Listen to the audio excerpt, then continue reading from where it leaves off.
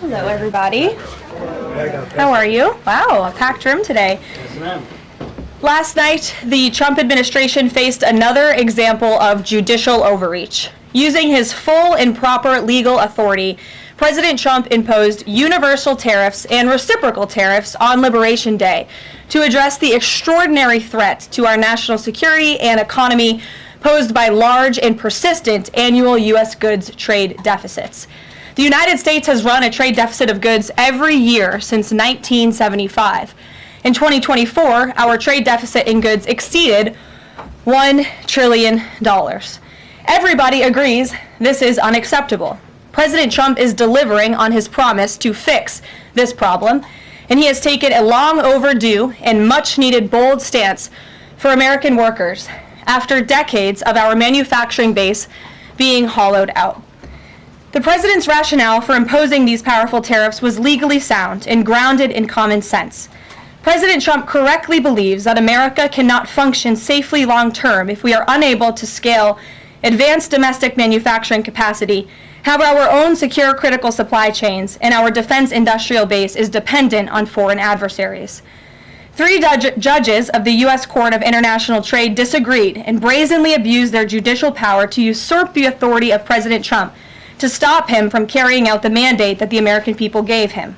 These judges failed to acknowledge that the President of the United States has core foreign affairs powers and authority given to him by Congress to protect the United States economy and national security.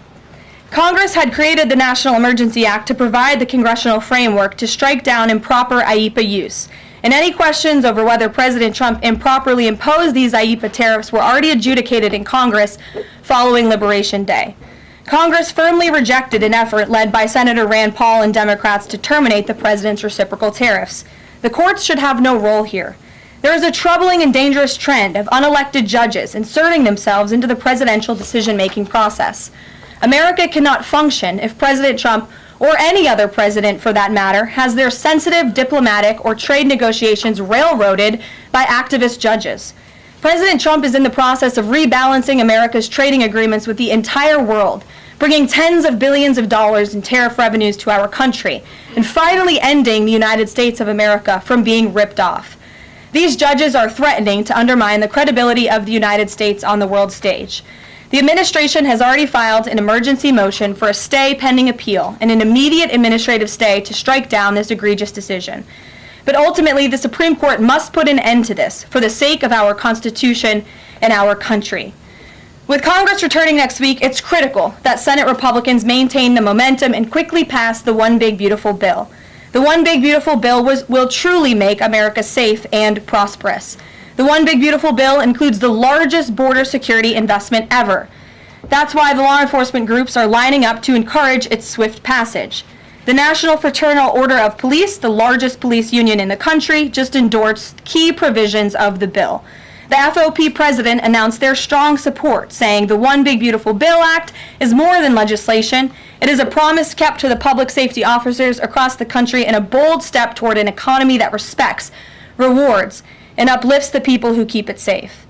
And the National Border Patrol Council, which represents nearly 20,000 Border Patrol agents, hailed the legislation as well.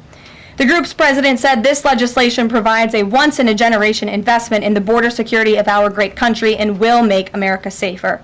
The One Big Beautiful Bill will guarantee we can permanently have the safest, strongest, and most secure immigration system in American history. I also want to take the opportunity to debunk some false claims that have been circulating in the press about this bill. The blatantly wrong claim that the One Big Beautiful Bill increases the deficit is based on the Congressional Budget Office and other scorekeepers who use shoddy assumptions and have historically been terrible at forecasting across Democrat and Republican administrations alike. For example, just before Congress enacted the original Trump tax cuts at the end of 2017, the same CBO projected that growth would average a mere 1.9% over the next 10 years. However, by 2019, actual growth had surged to 3.4% once the Trump tax cuts went into effect, exceeding the CBO forecast by nearly 2 full percentage points. The CBO's latest forecast makes the same anemic growth assumptions as they did in 2017, missing the impact of the One Big Beautiful Bill. The CBO assumes long-term GDP growth of an anemic 1.8%, and that is absurd.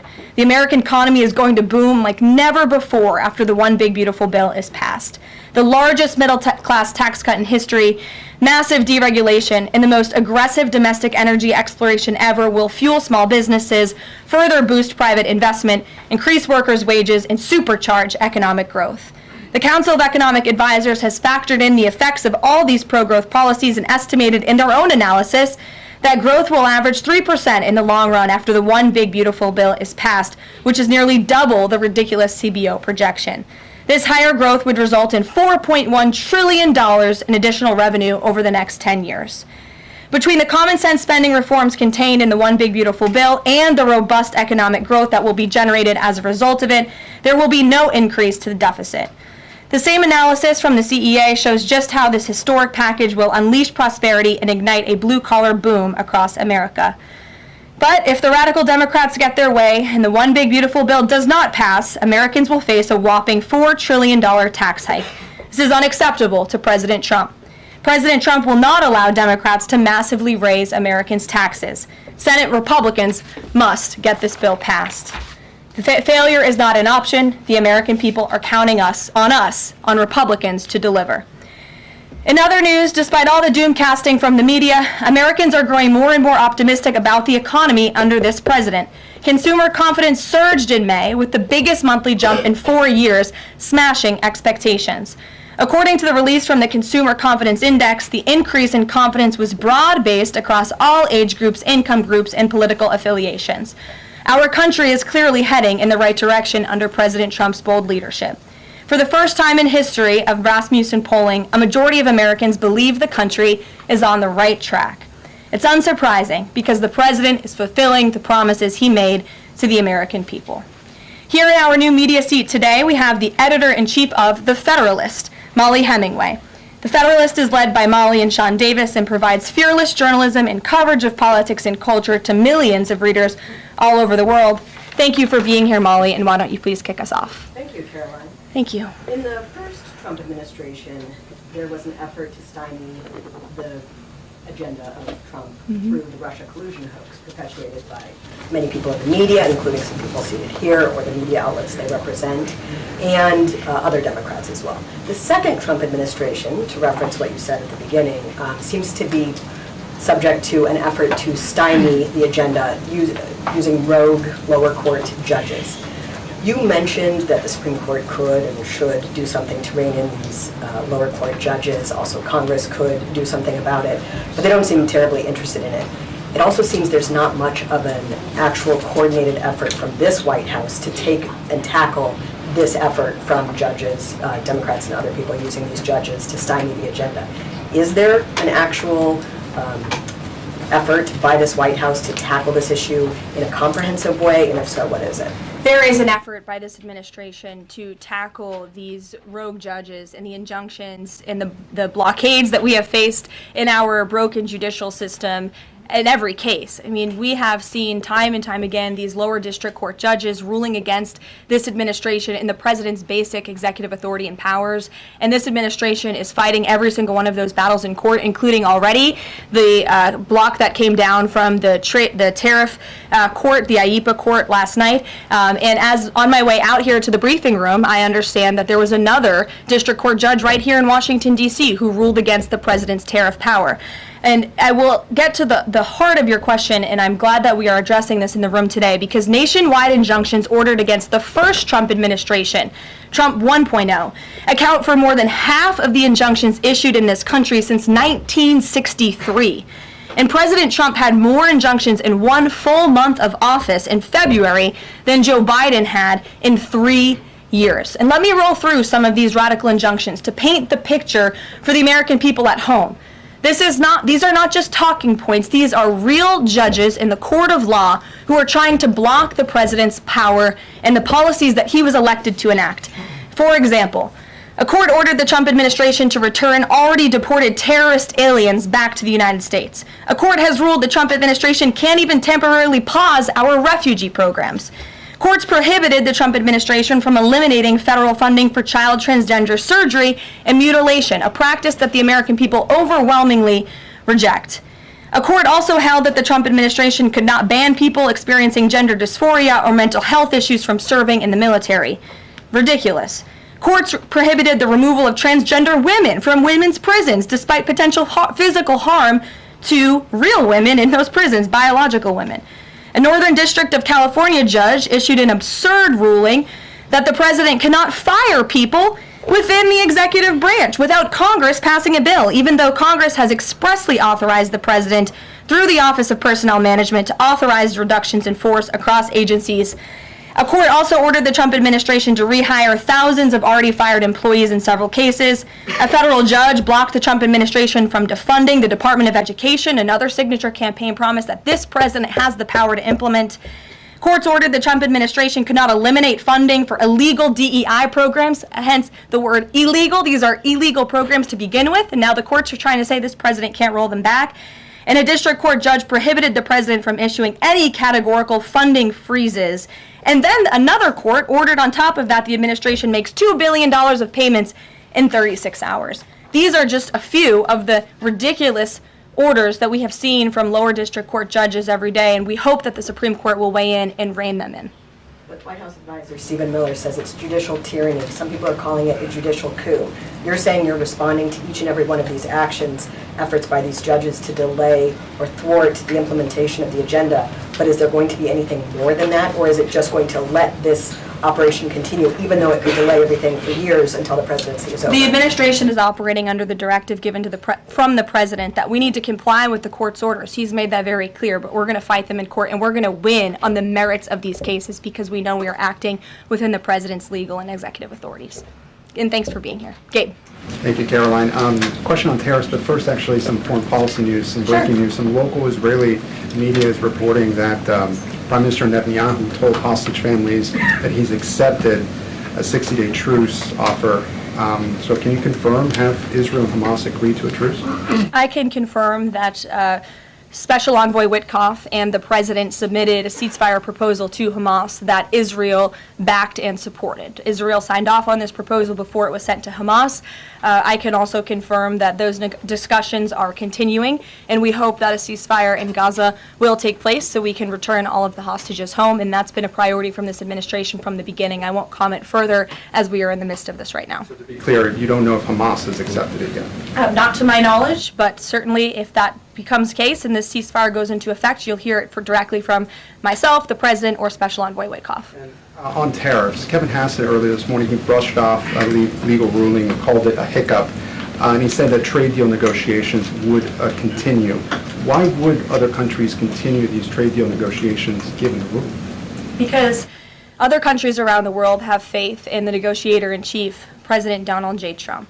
And they also probably see how ridiculous this ruling is, and they understand that the administration is going to win, and we intend to win. We already filed an emergency appeal. We expect to fight this battle all the way to the Supreme Court.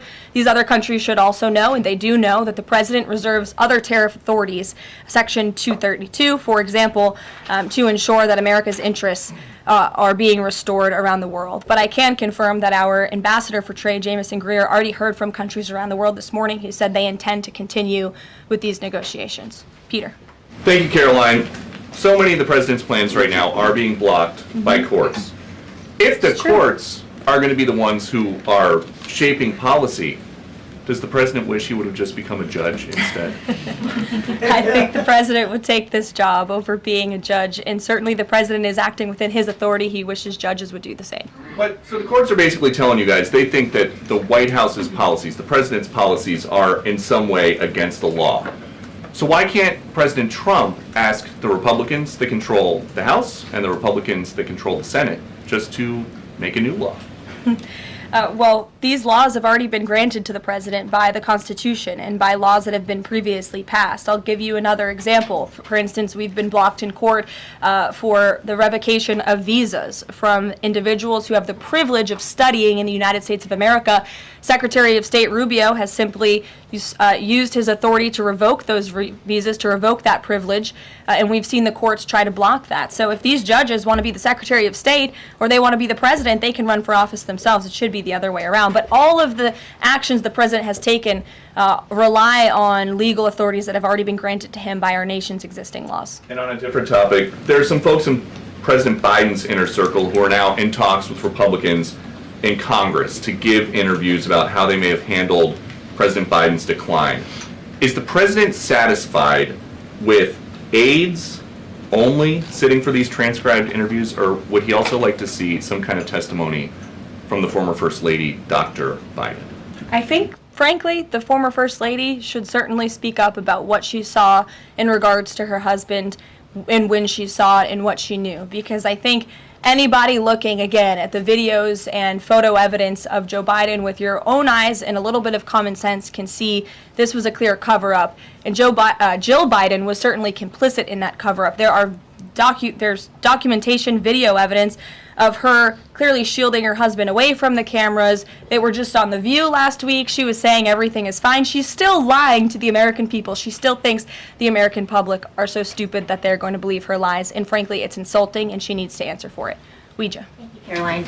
President Trump was asked what he thought about Elon Musk's claim that the big, beautiful bill increases the budget deficit and undermines the work of DOGE. And the president didn't actually comment on those remarks. He just talked about the need to support the bill. So what does the president think about what Elon Musk said? Well, the president is very proud of the one big beautiful bill, and he wants to see it pass. He wants the Senate to get to work on it and send it to his desk as quickly as possible. Of course, as you know, Elon Musk announced last night his departure as an official special government employee from the Trump administration. We thank him for his service. We thank him for getting DOGE off of the ground, and the efforts to cut waste, fraud, and abuse will continue. So he doesn't have any comment about Musk saying it adds to the deficit and it undermines all his work? The president commented on this. I commented on it. I told you that this bill saves $1.6 trillion according to the Council of Economic Advisors and the analyses that the president believes in. So he gave a comment. I gave a comment. Just because you don't like that comment doesn't mean it's not a comment. Rachel. Thanks, Caroline. Back on trade, I know you said the White House is going to fight this ruling in court. Is the administration actively reviewing other avenues, other options to carry out the president's trade policy? The president's trade policy will continue. We will comply with the court orders, but yes, the president has other legal authorities where he can implement tariffs. However, it does not dispute the fact that the president was right to declare a national emergency when it came to fentanyl and when it came to our crippling deficits and the lack of critical supply chains here at home. That is the reasoning for the president's tariffs. And the court didn't dispute those facts, by the way. And there have been other courts that have reaffirmed the president's position. In fact, a ruling in federal court earlier this month shows that the administration is in the right, said we will win on appeal. A federal district judge in Florida ruled that IEEPA, in fact, does grant the president the authority to unilaterally impose tariffs. And 20 years ago, I will add, they are not a court, the New York Times editorial board responded to the January 2005 trade deficit of $58.3 billion by writing an editorial entitled Dangerous Deficits. And since then, our trade deficit has more than doubled. The U.S. trade deficit in January totaled a whopping $131.4 billion. So people on both sides of the aisle, pundits, lawyers, legal scholars, politicians have all agreed that it is a national emergency, our trade deficits and our lack of critical supply chains here at home. It's just President Trump was the first president to actually act on it, to restore that wealth and that prosperity to the United States of America. And it's very unfortunate that the courts are now blocking his attempts to do that. Has the administration then reached the point where you are actually asking your economic advisors to start reviewing other avenues to implement the president's trade policy, or do you want to just see this legal process take place for now? We can walk and chew gum at the same time. We are doing both. Josh. The Fed says that the president met with the Fed chair earlier today. I'm wondering if you can give us any readout of that meeting. The Fed also says that they discussed the economy. I imagine the president might have shared views on rates as well, but what Sure. can you share with us? I can share with you that we saw, the president and I both saw the statement that the Fed put out after the meeting. That statement is correct. However, the president did say that he believes the Fed chair is making a mistake by not lowering interest rates, which is putting us at an economic disadvantage to China and other countries. And the president's been very vocal about that, both publicly and now I can reveal privately as well. Did he speak at all about his plans for that position, but whether he would seek to move Jay Powell out of that position or keep him in until his term ends? No. Okay. Kristen. Ask very quickly on the tariff question. You mentioned Section 232 earlier. Are you suggesting that you might sort of speed up some of the existing 232 investigations? Or are you talking potentially using 232 as a replacement power if this ruling doesn't go your way? Of course, you hope it does. I'm not suggesting that. I'm just simply stating the fact that the president has other legal authorities he can use to implement tariffs, and the administration is willing to use those. As you know, we already have applied Section 232 tariffs on specific industries. Thank you. Yep, thank you. President Trump said that he needed 1.5 to 2 weeks to determine whether or not he believed Vladimir Putin wanted peace. He has been in office now for 4 months. What does he believe is going to happen in the next 1.5 to 2 weeks that would change his opinion? Well, it is my understanding and it is our hope that Russia and Ukraine will engage in direct talks and negotiations next week in Istanbul, and we believe that meeting is going to take place, and that is a meeting the president encouraged and urged for these two sides to come together and negotiate directly. And the president has been clear from the very beginning of this conflict that he wants to see this conflict solved on the negotiating table, not on the battlefield, and he's told that to both leaders, again, both publicly and privately. So hopefully next week it will move the ball forward in this. He's going to participate in those conversations? We will let you know if the president plans to send a representative. I'm not tracking that at this time. Kelly in the back. Thanks, Caroline. Sure. I wanted to just clarify once and for all the Qatari jet, the sale, or the gift, because the Qatari government is asking the U.S. to clarify that the jet's pending transfer was initiated by the Trump administration. So is this something that the White House is going to do? The amount of questions we've received, and we've been incredibly clear, and I have answered this, the president has answered this, the Department of Defense has answered this. This is a government-to-government gift transfer from the Qataris to the Department of Defense, to the United States Air Force. It is now in their hands, and for further details on where that stands, I would defer you to the Department of Defense and the United States Air Force. I have nothing more for you on that. Deanna. Thanks, Caroline. 2 questions, one on Big Beautiful Bill, one on immigration. Sure. Yesterday, Trump said, we will be negotiating that bill, and I'm not happy about certain aspects of it, but I'm thrilled by other aspects of it. Wondering if you could, share any specifics on that. And in immigration, do you know how many illegal migrants have taken Trump's voucher program so far and have deported themselves? I believe it's in the thousands of those who have chosen the easier route of self-deportation, and we certainly encourage all illegal aliens who are present within our homeland to take that option. It's a much more pleasant option than being deported, and we will deport you if you're here illegally. That's our intention.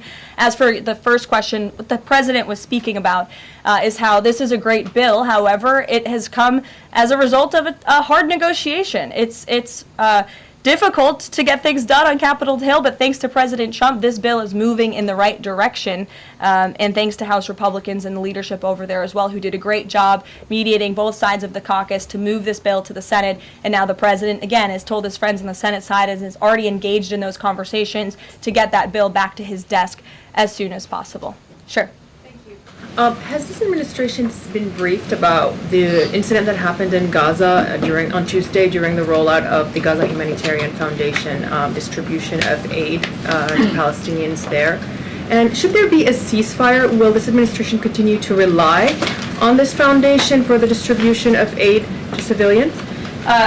Are you referring, what incident are you referring to? Tuesday, when the aid was rolled out to Gaza for the first time in many months, and meals and food was given to hungry people thanks to President Trump. Yes, we were briefed on that plan. The president was the reason that aid went into Gaza, and he got the Israelis to support that plan. And I would add that the previous administration rejected such a plan to ensure that these starving and devastated people in the Gaza Strip were given humanitarian aid and assistance. And it was the previous administration that tried to build this pier, if you all remember it. It was brought to my attention this morning, and I thought that's a good point. Why don't I bring that up? Because there's been so much criticism. In fact, it was on the front page of a newspaper this morning about the criticism for this president having a humanitarian heart and giving people badly needed food and supplies.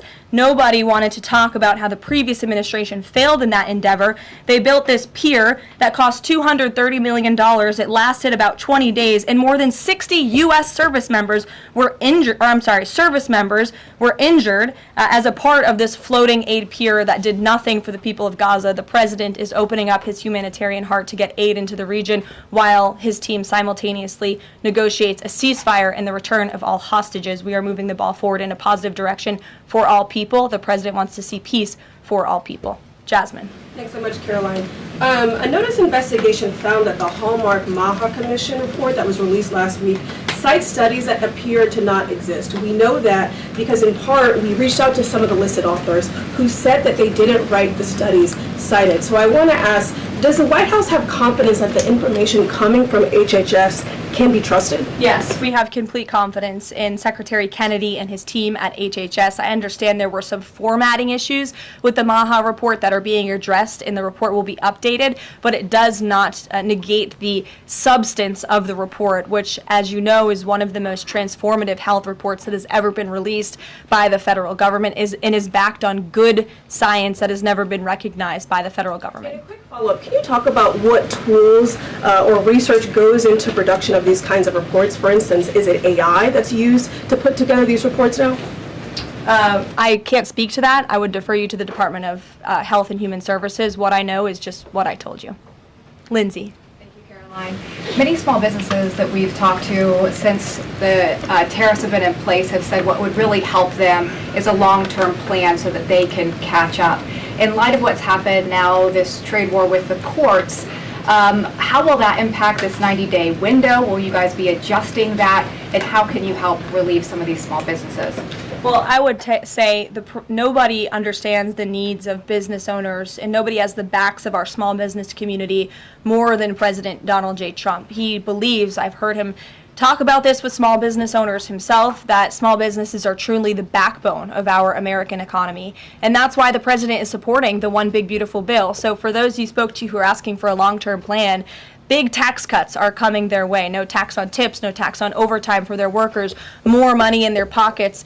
Their bottom lines will be larger. They can pay their people more. Wages are going to go up. Inflation will continue to come down. We've already seen energy prices plummeting as a result of this president's economic and energy agenda that he has been implementing across the federal government, reducing burdensome regulation. All of that is good news for small business owners across the country. That's why they strongly support the president, and that's the Trump economic plan that is underway. And again, you're emphasizing, I believe, the need to pass the One Big Beautiful Bill, and the president wants to see that happen. Sure.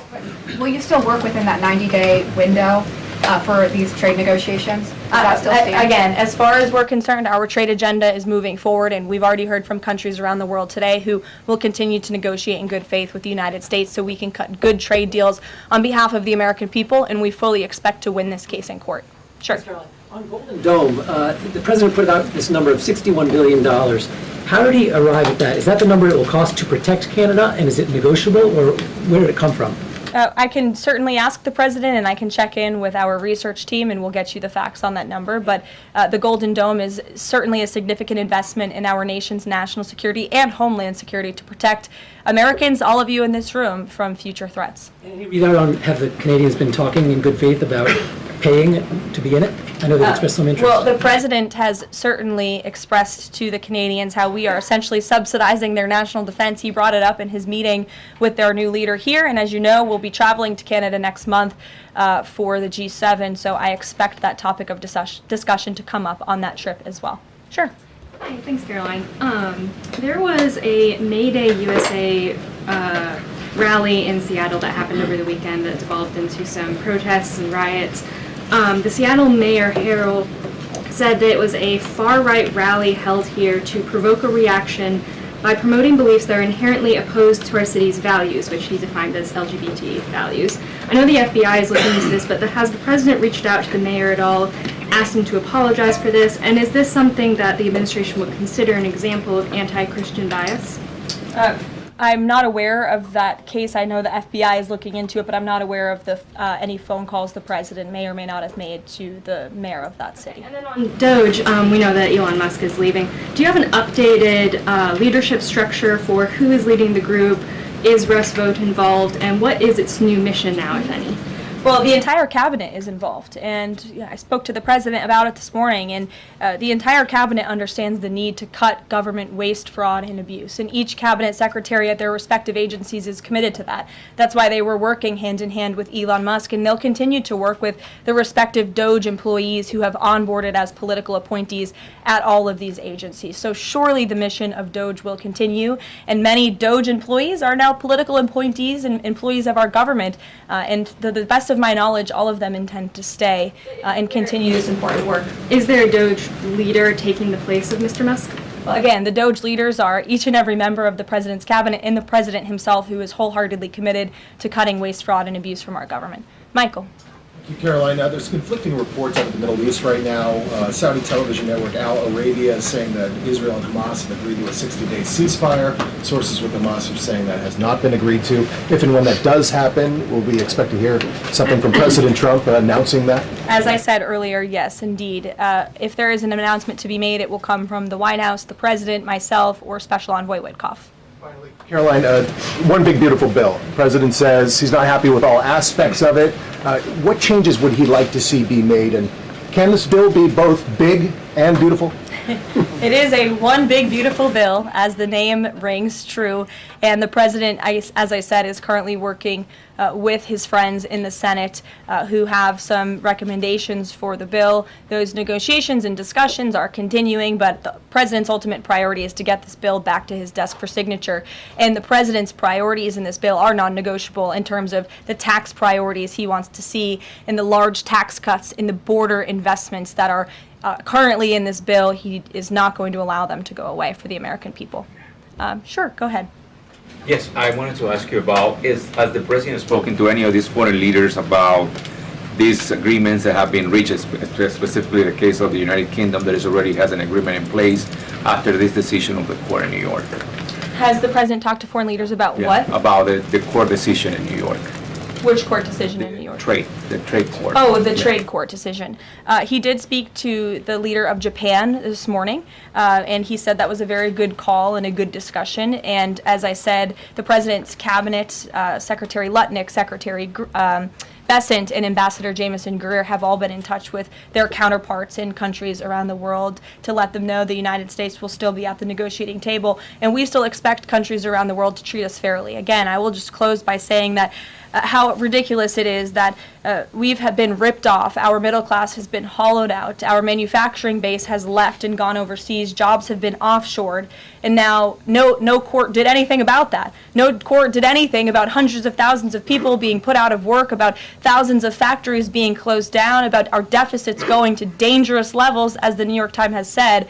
But now a court is trying to stop a president from trying to correct those wrongs of the past. And this administration will continue to do that. It's a promise the president made to the American people, and it's a promise they elected him on. We will win this battle in court, and the president will implement his America First trade policies. Thank you, everyone.